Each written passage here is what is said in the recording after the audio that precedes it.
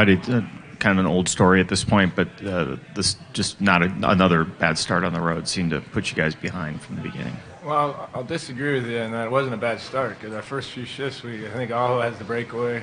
You know, then they come down and get that one. I think that's, you know, with that start, it's probably we're behind, but we came out pretty well again. It's just, you know, you got to give him credit. He made a couple of good saves to keep him in, and then they got going, and, you know, we got behind again, and then that's where it got tough. I mean, on that note, Raanta has been so good for you guys throughout the postseason, but when the other guy's playing as well as he is, it's not the kind of night where he can let a couple of those in. Yeah, I'm sure he'd like to have those back, you know. This time of year, I mean, it's tough. You know, you got to, you know, I guess you'd say make those saves maybe, but it's, you know, it's behind us now. We turn the page, and, you know, the good news is we don't have to end on that. I mean, we got another shot here. Rod, I assume Raanta's your starter for Game 7? Give me a day to figure it out, but yes, he'll be starting.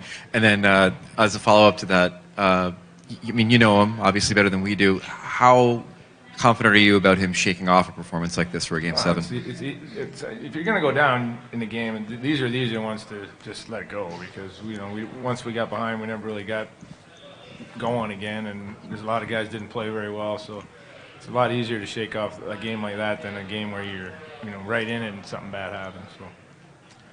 Once again, it seemed like another road game where a power play goal for you guys would have been huge, especially the one at the end of the second period when you're making a push there, 4-2. Yeah, I mean, they got a couple power play goals, you know, we didn't. That's also a difference in the game.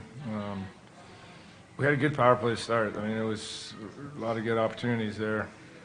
You know, again, you got to find a way to get those in, but getting behind isn't great, and getting behind by 2 is not the best, you know, situation because you do see guys. We started opening up a little bit, and it wasn't like we gave up a ton of chances tonight. But when you did, they were too high quality. Rod, how do you assess just the animosity that's built up throughout this series, and how do you handle that as a coach? Do you say anything to the team about it, or do you just kind of let it play out, and it's just a natural thing at this point?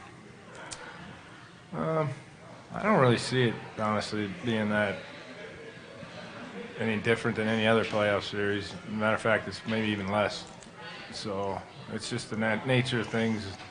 You know, you're going to have a little bit of that, but I don't see it being any different than anything else.